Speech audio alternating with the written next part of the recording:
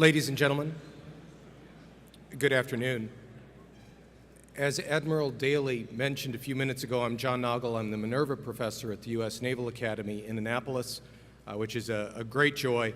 If you want to feel good about the future of this nation, visit the young mids at Annapolis, go to West Point, the Coast Guard Academy, the Air Force Academy, Merchant Marine. You will see the best of America, and that we are now more than a decade into war, and our all-volunteer force continues to hold up as well as it had. We got to celebrate the accomplishments of some of our young enlisted soldiers a few minutes ago, and the young men and women who want to become officers in our armed forces. I feel pretty good about the future of this country. I also feel pretty good about the chances that the electronics are going to work, and we're going to get John Allen here in a few minutes, because this is, after all, the Armed Forces Communications Electronics Association. And I really want to wait for General Allen to show up, because I plan to embarrass him in the conversation. Oh, fantastic. So, General Allen, welcome. There are, although we can't see him, he can apparently hear me. There are lots and lots of stories I could tell about my personal relationship with General Allen, going backwards in time from the dinner we shared in Kabul in November, to Al Anbar province in Iraq, to one time when we were in real danger together, back working in the Pentagon from 2004 to 2006. General John Allen is, but I'm not going to. What I'm going to do is tell you about 3 awards he's won and 3 firsts that he has accomplished, and then we'll get his comments. So John Allen was a member of the Naval Academy's bicentennial class of 1976, graduating with military honors. He then became a Marine, and a Marine of great distinction, winning the Leftwich Leadership Trophy, awarded to the top Marine Infantry Company Commander. And then the third award I'll mention, he earned the Clements Award, awarded to the Military Instructor of the Year at the U.S. Naval Academy when he was teaching political science at Annapolis. So an extraordinary student, soldier, and scholar. And he accomplished a number of very important firsts in his career as well. Keeping with the soldier-scholar motif, John Allen was the first Marine Corps officer inducted as a term member in the Council on Foreign Relations. He was the first and is still the only Marine to serve as Commandant of Midshipmen at the U.S. Naval Academy. And I have it on very good authority, a member of the Naval Institution's Board of Directors, that in that role as Commandant of Midshipmen at Annapolis, after the attacks of September 11th, he camoed up, full camo face paint, and fast-roped from the roof of the Alumni Hall at the U.S. Naval Academy to demonstrate to the midshipmen that the United States was a nation at war. And I am told that until he pays for the damages he inflicted in that particular episode, there will not be another Marine Commandant of Midshipmen at the Naval Academy. Finally, and most importantly, the reason he's here to talk with us today, he is, to my knowledge, the first Marine in U.S. history to serve as a theater commander in an active war. And in this conference, which focuses on jointness and on combined operations with our many allies around the world, we are extraordinarily fortunate to have with us today to talk to us with some prepared remarks, and then we'll follow with some questions and answers that I'll moderate, the commander of the International Security Assistance Force, Marine General John Allen. Over to you, sir.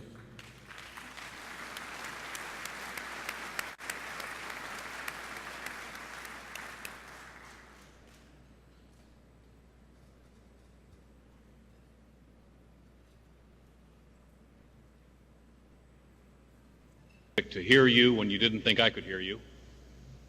I hope you're well. I'll make just a couple of introductory remarks first. Although I can't see Vice Admiral Pete Daly, the CEO of U.S. Naval Institute, and Lieutenant General John Dubia, the Executive Vice President of AFCEA, it is good to be with you this morning. It is good to be with you at this important conference. I spoke at an AFCEA conference a couple of years ago, and I reminded the audience, as a Naval Academy graduate, that when I graduated from Annapolis, my father gave me 3 gifts. He gave me a Naval Academy Bible, and he gave me membership in AFCEA and the Naval Institute. And that was an important moment for me. His sense was you need to be connected spiritually to your profession, but you also need to be connected intellectually to the professional journals and the professional organizations that will define your profession. And to John's comments about my being the only commandant of midshipmen as a Marine, my classmates always called that the great experiment, and I'm not so sure it worked out too well, especially that fast roping thing. I, by the way, have told all other commandants, particularly the submariners, that I'm expecting them to be fast roping out of the ceiling of Alumni Hall as well. It's a rite of passage, and they should be doing that on a regular basis. Let me just make some general prepared remarks, and then what I'd like to do is go to John's moderation of some questions. As the commander of the coalition of nearly 130,000 forces from 50 different countries, it is my honor to command the largest coalition engaged in warfare since World War II, and perhaps in the modern history. I can tell you that the topics you're discussing today, the topics at this important conference related to joint and coalition operations, are among the most important in today's security environment. In fact, for ISAF, the cohesion of our coalition is the true strategic center of gravity of our campaign in Afghanistan. As you know, I'm here in the United States to mark a significant moment which has been created by the momentum and the success of this campaign. For there will be a NATO summit in Chicago in just a few days where alliance members and partners and friends will come together to establish a vision for our enduring presence in Afghanistan and the continued development of Afghanistan's own security forces. As a coalition and as a collective international community, we will say to the Afghan people with one voice, we are not leaving you. And we will highlight our commitment to the Afghan National Security Forces beyond 2014. And in so doing, we will also reiterate that a stable, peaceful, secure, and prosperous Afghanistan is not just good for the Afghan people, not just good for the Afghan government, but is good for the region as well. In addition to the Chicago summit, there will also be a series of bilateral agreements in the next few days and weeks that will create a network of strategic partnerships bilaterally around the world with Afghanistan. The United States and our key partner, neighbor, and partner nations, including France, the United Kingdom, and Italy, have already signed strategic partnerships with Afghanistan, making a long-term commitment to that country's security, development, and governance. And soon other countries will sign agreements as well. So as such, I thought I would outline for you today my 4 priorities that I gave to my commanders on the first day I took command of ISAF back in July of 11. And as they helped to shape the campaign, which has been in effect in the intermediate period, those priorities are today just as operative as they were in July of last year. So let me begin by saying that my first priority is that we will maintain the momentum of the campaign. We will relentlessly pursue this enemy. Now, coalition forces, whether they are our general purpose forces or our special operations forces, in partnership with the ANSF and the new Afghan local police, have enjoyed some significant success against the insurgency in 2011. In fact, when I was in Kandahar not long ago, an Afghan National Security Force commander told me that in the campaign of 2011, the Taliban in Kandahar were the away team that year. Not an insignificant observation. We have found that in large segments of the Pashtun population, across Afghanistan, the insurgency has been ejected from the human terrain, which, as you know, in an insurgency, physical terrain is less important than the human terrain, and we seek to dominate the human terrain. But, ladies and gentlemen, a tough fight remains for us. Using all available force that I have at my disposal, I intend to continue to pressure the enemy throughout this campaign season in 2012 and into the future. I want to give the enemy some key choices. They can fight, and we'll deal with them in the battlefield kinetically, or they can choose to become part of the future of Afghanistan. They can reintegrate, is the term that we use, and become part of the future, accept the Afghan Constitution to include the rights of minorities and women, eschew violence as a means for political change, sever ties with al-Qaeda. Now, this time last year, there were only about 600 to 700 insurgents, Taliban insurgents, who had reintegrated, who had returned to their societies, who had been embraced by their village elders.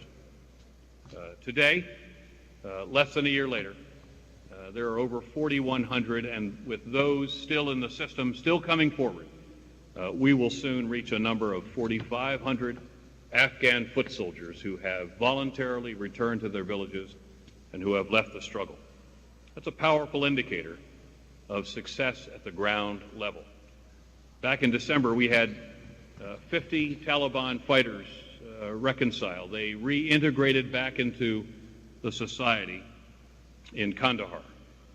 And they decided to leave the battlefield for a couple of reasons. One was because our special operators had maintained relentless pressure on the network.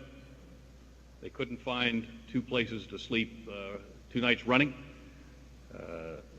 They had little access to the population. It was difficult to be resupplied. And so the special operations and the general purpose forces were making life very difficult for them. But the other reason that they told us they reintegrated was very important. They said that as long as they were fighting only foreigners, they had a reason for unity. But increasingly, they were going up against well-trained, well-armed Afghan forces. And they had to decide whether this was going to be their future, to fight Afghan forces or to become part of the future of Afghanistan. And they chose to go home. And we're watching this very carefully this year as a means, ultimately, of convincing more Afghans to go home as the Afghan National Security Forces move increasingly into the lead. Which brings me to my second priority, which is that we must move the ANSF out front, into the lead, into the fore, ultimately, in this campaign. Now, as of course many of you know, certainly John Nuggle, and there are very few who know better than he, in counterinsurgencies, foreign forces, and in this case ISAF represents foreign forces, generally do two things on behalf of the host government. First is to shape the insurgency, and that's done by special operations forces attacking the network, general purpose forces denying them access to key terrain, advisory elements that assist the development of the indigenous forces. And that's the one thing that they do. The other really important thing that foreign forces do in a counterinsurgency is to prepare the indigenous forces to lead the way ultimately and to be the defeat mechanism of the insurgency. And that is what we have undertaken now for a number of years. As we've continued to develop the ANSF through the mechanism of the NATO training mission for Afghanistan, we have moved it into becoming one of the key institutions of national unity for the Afghan people, for increasingly the Afghan people guarded by their police and their Afghan National Army are finding themselves guarded by a force that they can admire. If you look at the polling data of late, the Afghan people have a very high opinion of their army and an increasingly high opinion of their police. And we're committed to doing everything we can to make the ANSF a credible fighting force after 2014 as well, one which will prevent the insurgents from coming back and threatening the central government of Afghanistan, one that will provide for the long-term stability and security of Afghanistan and provide the capability, ultimately, for economic opportunity and the development of Afghanistan's economy to sustain this country over the long term. Now, we will finish the recruitment of the ANSF to its wartime surge number of 352,000 within just a few months. The deadline was 1 October, and we're ahead in our recruiting. But we'll also continue the process of building, equipping, and fielding the ANSF over the next year so that that process is completed and the Afghan National Security Forces are completely and operationally fielded by the end of 2013 and move through a crossover point with ISAF forces so that the ANSF move into the lead for counterinsurgency across the country in 2013 as well. Today, about 90% of our operations in Afghanistan are partnered. That is, ISAF forces carefully and closely partnered with Afghan National Security Forces. And about 40% of those operations are Afghan-led. And all of our night special operations are partnered, and an increasing number of those are Afghan-led. As the ANSF move increasingly into the lead, we have discovered a couple of things. We've actually discovered that they're better than we thought they were. Once they get into the lead, they are better than we thought they were. And then, very importantly as well, they have discovered that they're better than they thought they would be. And we're leveraging these realities and these revelations to the maximum extent we can.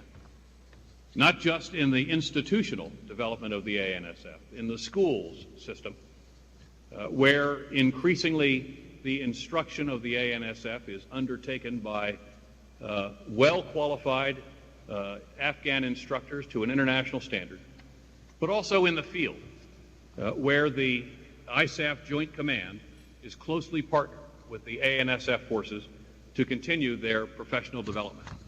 Now, we saw a very important manifestation of the professionalism of the ANSF, unhappily, earlier this calendar year, when you'll recall, through the mishandling of certain Afghan and Islamic religious material, to include the Quran, a number of riots broke out across the country.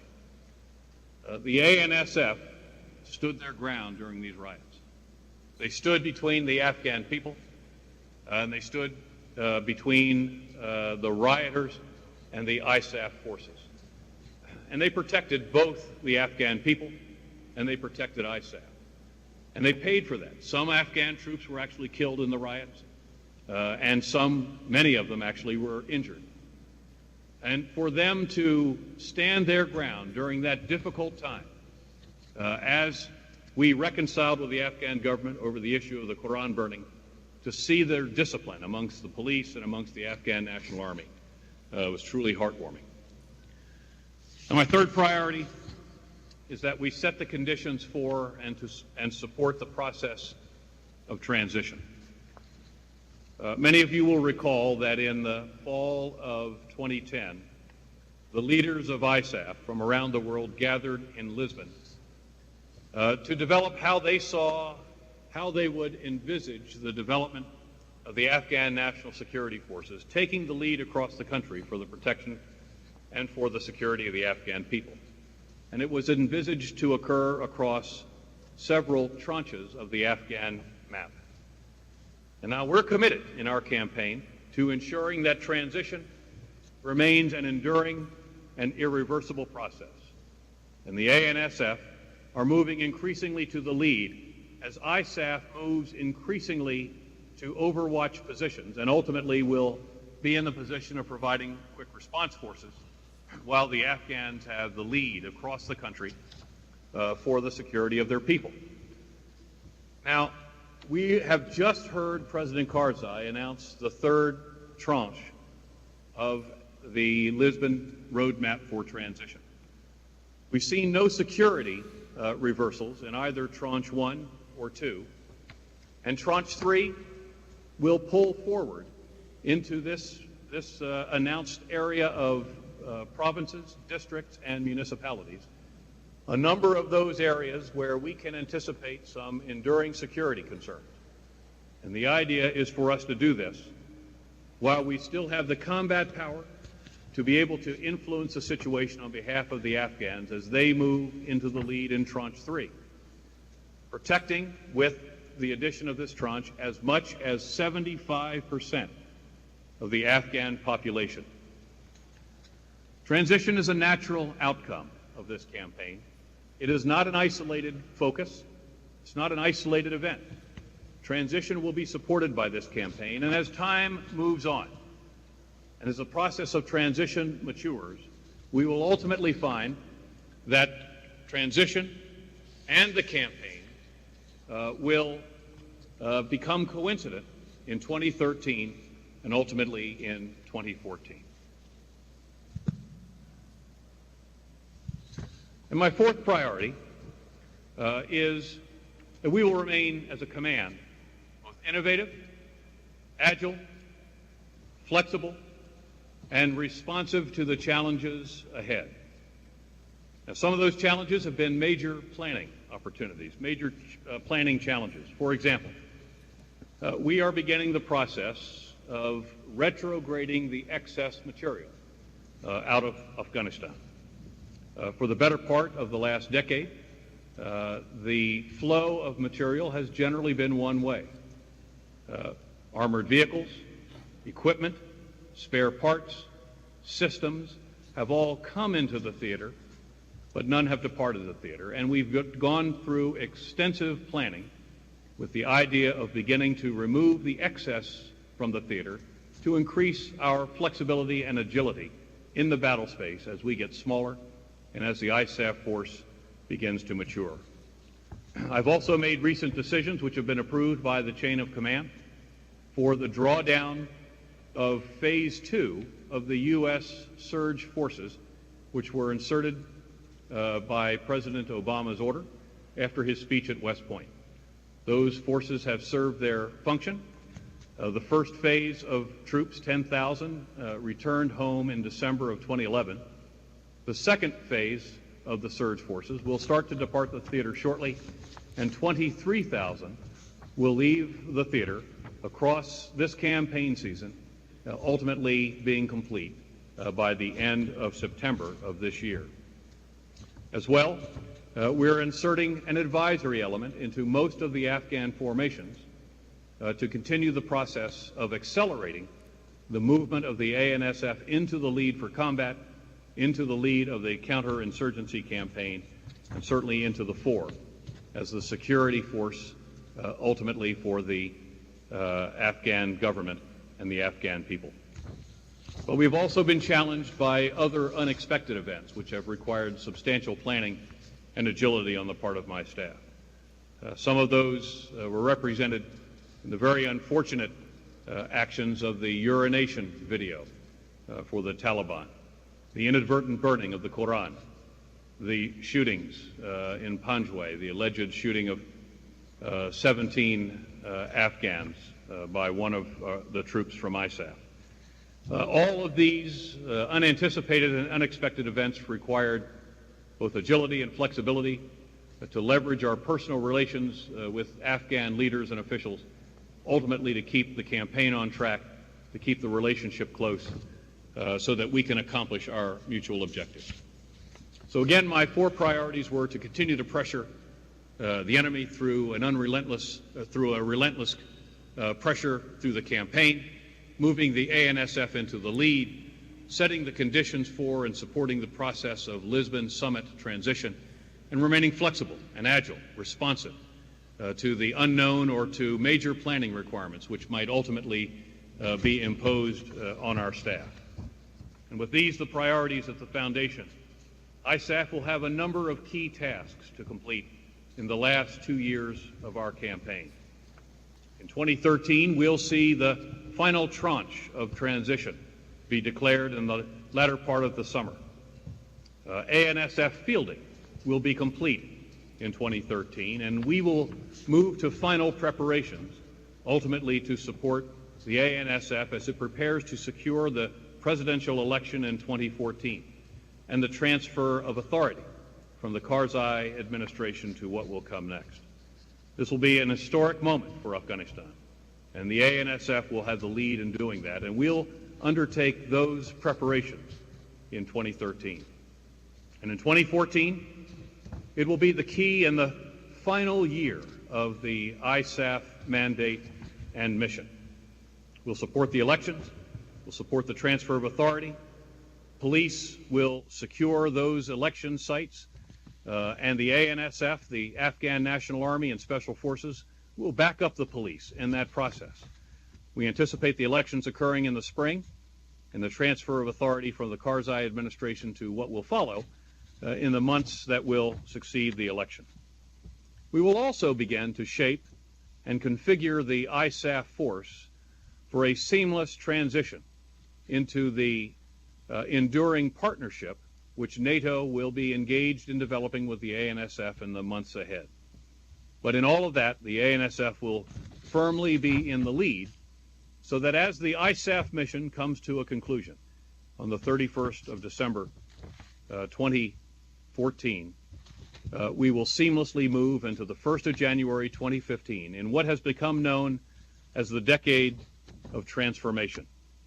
And during this decade of transformation, we can anticipate an enduring force, a NATO force with potentially some bilateral relationships, the roles and functions of which are still being developed, but we can anticipate that that force will continue the process of training, advising, and mentoring the Afghan National Security Forces to improve the professionalism of that force as it continues to provide for the security of the government of Afghanistan.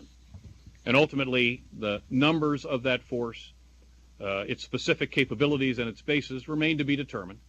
We'll enter into negotiations in the not-too-distant future with the government of Afghanistan, and we'll see the sizes and capabilities and so on developed through those negotiations. So with that, ladies and gentlemen, first let me once again congratulate you on gathering to discuss this important topic.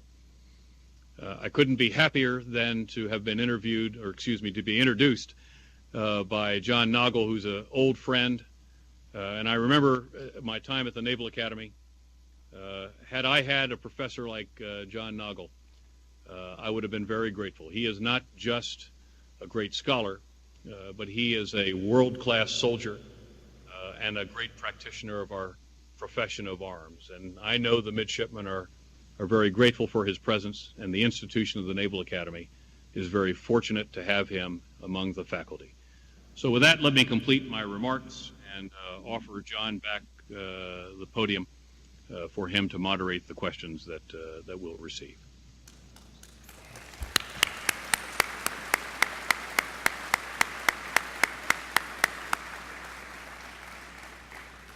Sir, thank you very much for those words. Thanks in particular for the final compliment. Unfortunately, some of my West Point classmates are in the room, and as well as other people I've served with in uniform, and they all agree that the nation is much safer with me behind a desk. As I worked with your staff on this question and answer session, they pushed me to ask you questions about the proposal that you might become the next Supreme Allied Commander Europe, your priorities in that role, those sorts of things. But the U.S. Naval Institute questions we gathered were of a different nature, and I think the Naval Institute is going to override your staff. And instead, I'd like to ask on their behalf, first, two questions about things that are largely outside the span of your control. And the first and perhaps the most important of these is Pakistan. Could I get you to talk about the hopeful signs we're seeing that Pakistan may be reopening the border crossings for resupply, but also more broadly, your sense of the extent to which Pakistani interests and American interests align over the long term? John, that's a really important question, but first let me just make sure I'm clear on this issue of SACUR.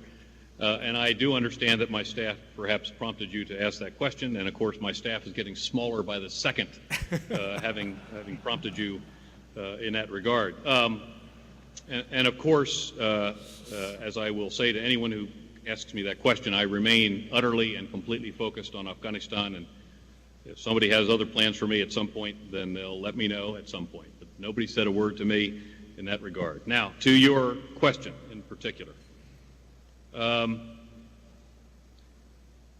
I do think that there are very hopeful signs about our relationship with Pakistan, and it comes at several different levels. Of course, as you know, there has been a general review by the Pakistani Parliament of the U.S.-Pakistan relationship, and that review by the Parliamentary Committee of National Security has provided a number of recommendations which I understand are still under consideration, and it's important, I think, for us to let the Pakistani government continue the process of considering those recommendations in the larger context, ultimately, of the bilateral relationship with the United States. Sadly, in conjunction with the cross-border incident on the 26th of November, where very regrettably 24 Pakistani soldiers were killed in the cross-border fires, the relationship went on hold. The ground line of communication up from Karachi through the Chaman Gate and through the Torkham Gate was also closed to ISAF. But I will tell you that the effect of the closure of that route on the campaign has not slowed us at all. The air bridge into Afghanistan and the flow of materiel across the northern distribution network were modulated in a way that continued to support the campaign in every operational respect. But there have been, of late, in the last several days, some, I think, very important signals coming out of Islamabad that there is a consideration to reopen the ground line of communication, and we frankly would welcome that. We would applaud that decision. It would, in fact, be helpful to us if the ground line of communication were opened, not just because of what could flow into Afghanistan, but what could flow out of Afghanistan.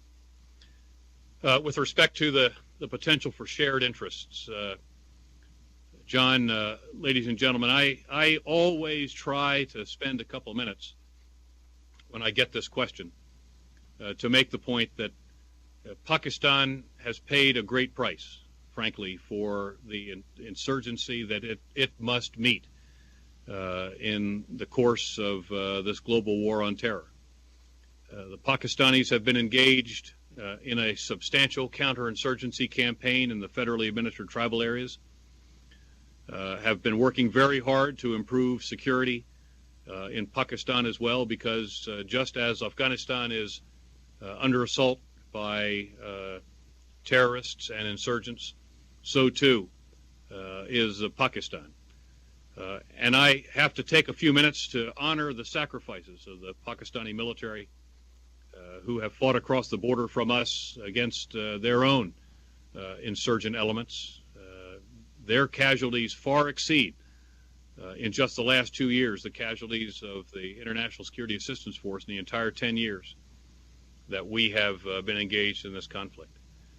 And the numbers of their troops that have been wounded by IEDs, the civilians who've been killed by suicide bombers, the price has been very high in Pakistan as well, and often that has been overlooked.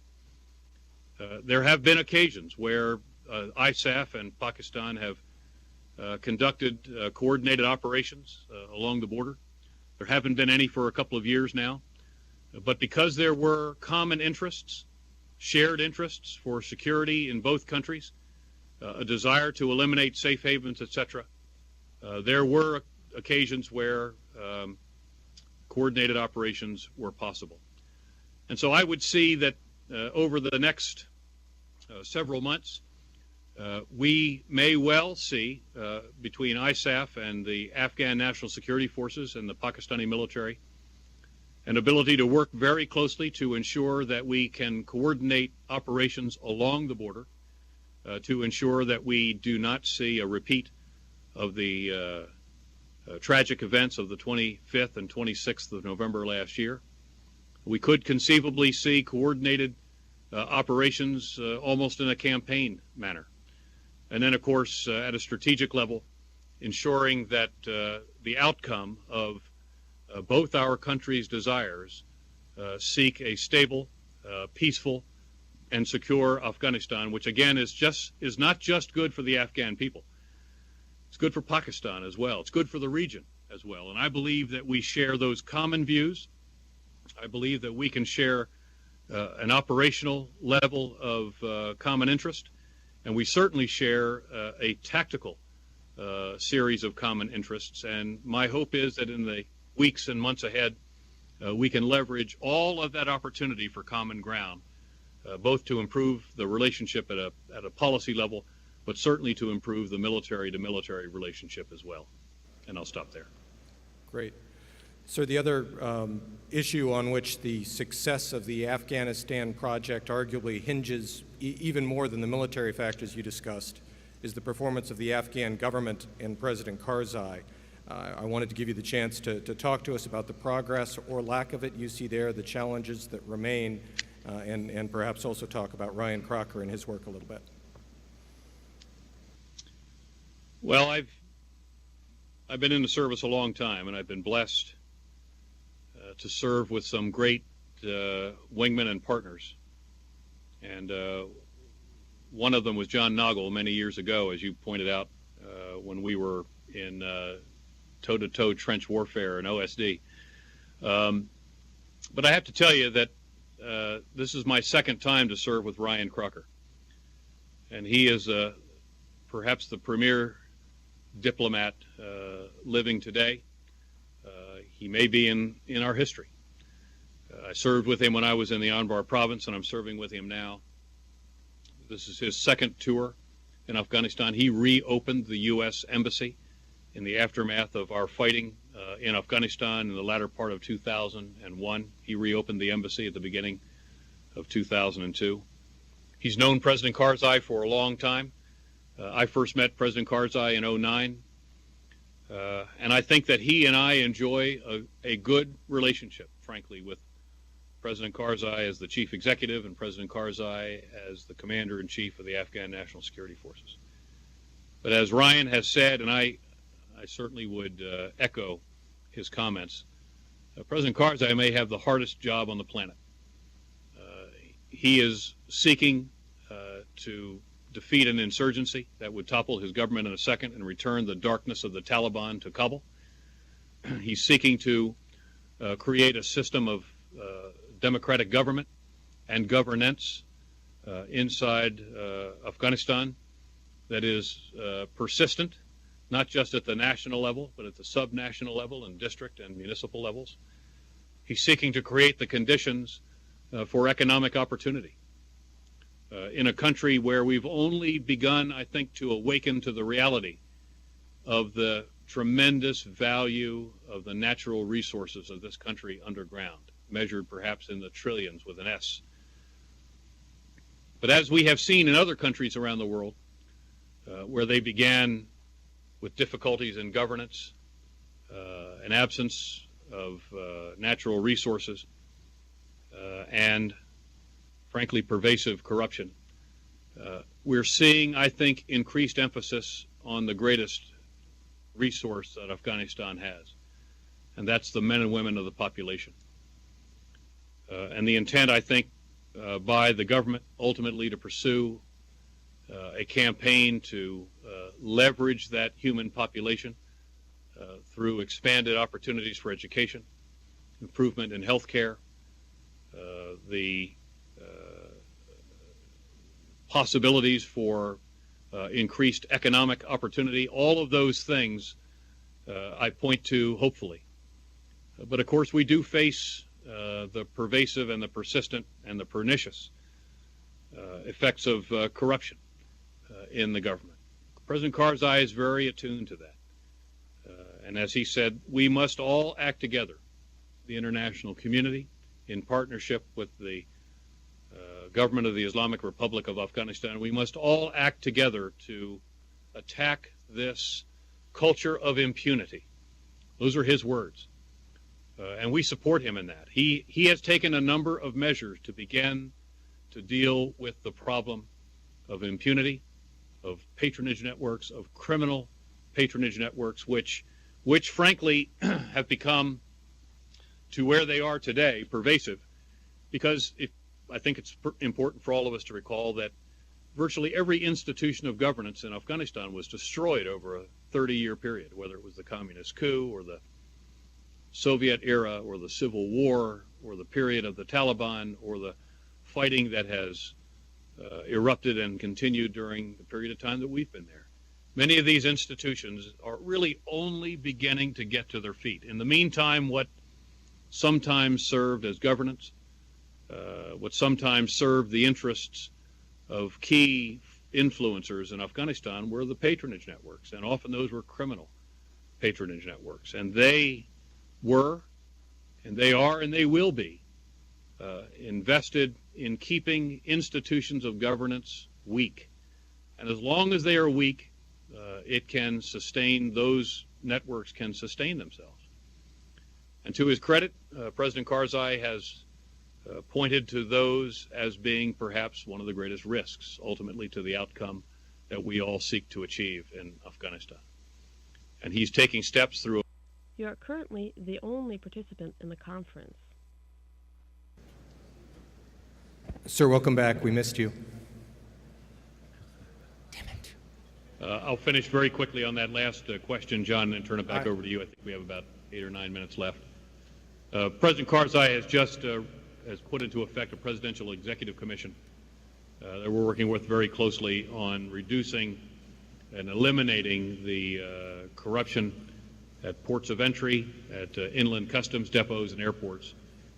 As well, both the Ministry of Defense has completed and the Ministry of Interior has initiated a transparency and accountability working group, which is very important. They have mapped the entire Ministry of Defense and Ministry of Interior network, looking at those areas all the way from accession of recruits to the acquisition of equipment to determine that they can eliminate the grip of patronage networks that seek to capture aspects of the Ministry of Defense, Ministry of Interior, and functions, whether they're in Kabul or out in the provinces. So I think there is reason for optimism with respect to the trajectory and the course on which the government is now headed. Corruption is going to be a problem. It didn't start last Tuesday, and we're not going to solve it next Tuesday. We're going to have to stick with this. We're going to have to work closely in partnership with the Afghan government and support them as they continue the process of chipping away at these networks and the criminality which benefits from the weakness of the Afghan government. And all that we do to support them in this regard is going to be critical. And I'll stop there, John, and turn it back to you. Go ahead. Great, sir.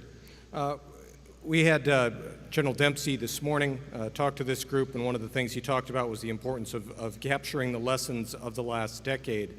I think some of the most important of those lessons came from some of the work you did with Ryan Crocker out in Al Anbar in what became the reconciliation and reintegration of the Sunni tribes, the Sawa, the Awakening. Can you talk about what you see as both the similarities and the differences of the Afghan situation to that situation that you've worked with so very closely and was perhaps the critical time of the Iraq War? Thanks, John. It's a very important question. There are some similarities between what we did in Iraq and what we're seeking to accomplish in Afghanistan. It's important to recognize some of those similarities are in the nature of tribal societies. I've spent a lot of time in tribal societies, and I find I'm very comfortable with them. We had to spend a lot of time going into Anbar, and we spent a lot of time going into Afghanistan understanding the principles on which tribal societies function.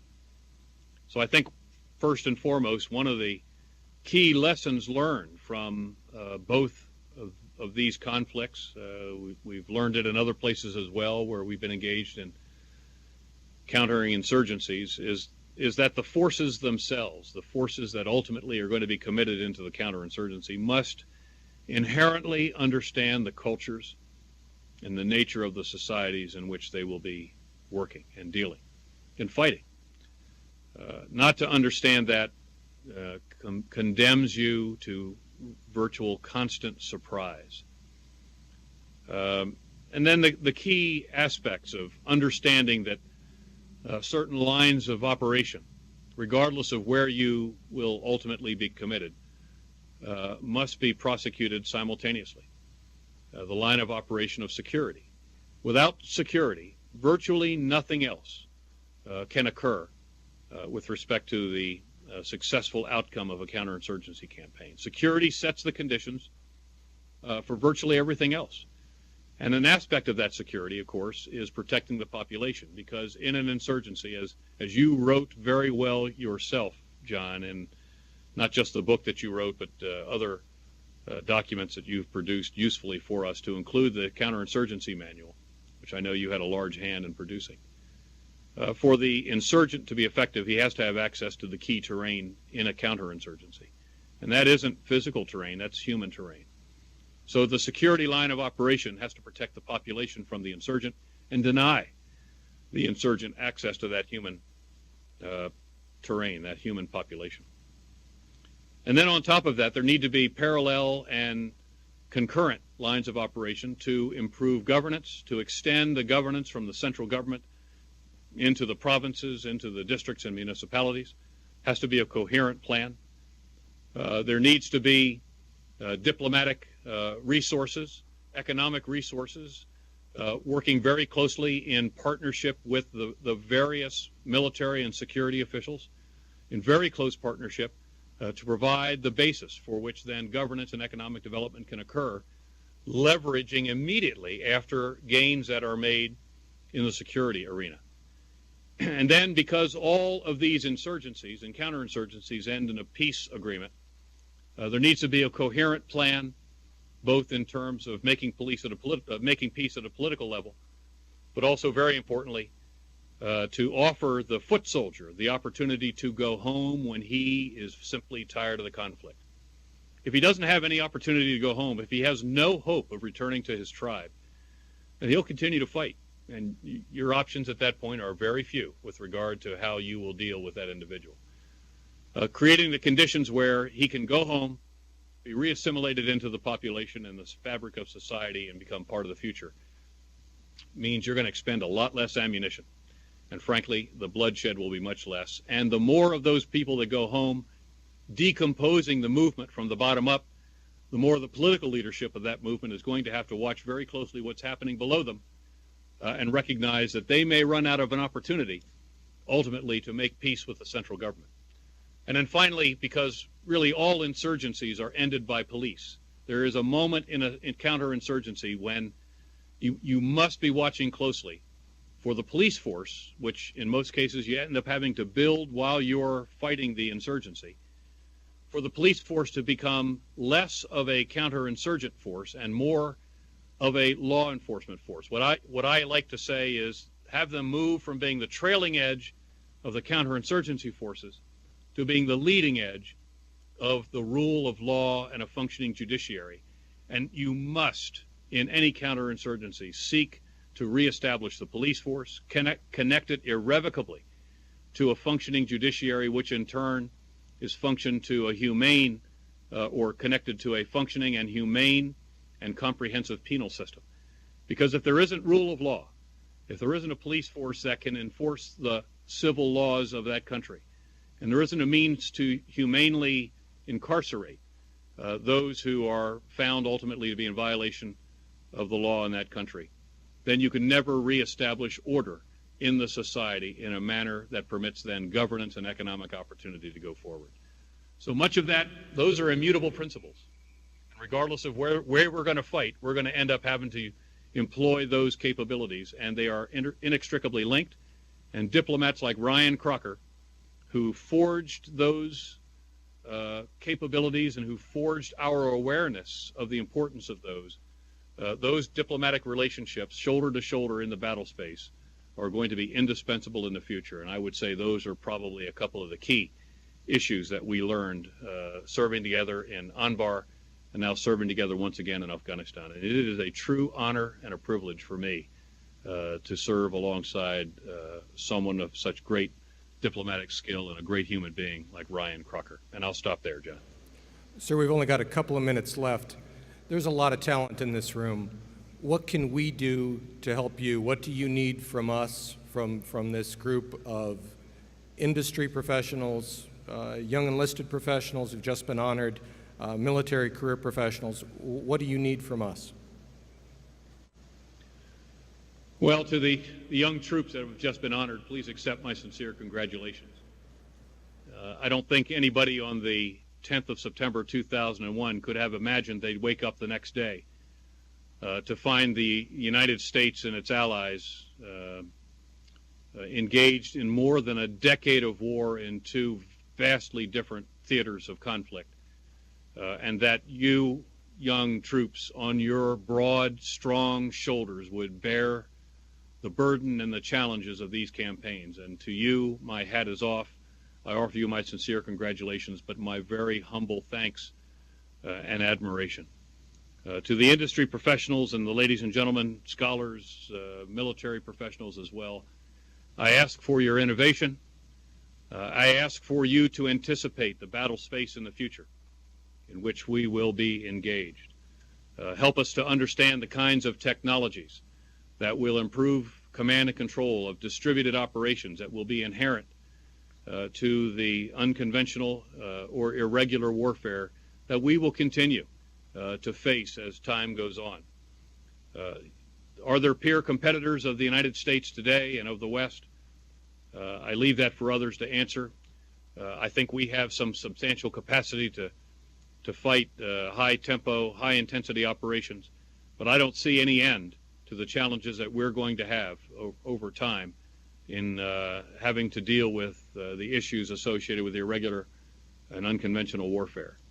And I would simply ask that as time goes on and our industry professionals can anticipate these greater requirements for command and control and intelligence, surveillance and reconnaissance, etc., that you anticipate those technological and scientific requirements for us and be ready to go when we ask for your help. And with that, John, I am honored to have been in the presence of so many great Americans and our allied friends today at the AFCEA convention. Over. The honor was ours, sir. Good luck in Chicago, and on behalf of all of us here, thank you very much for all you do for the nation.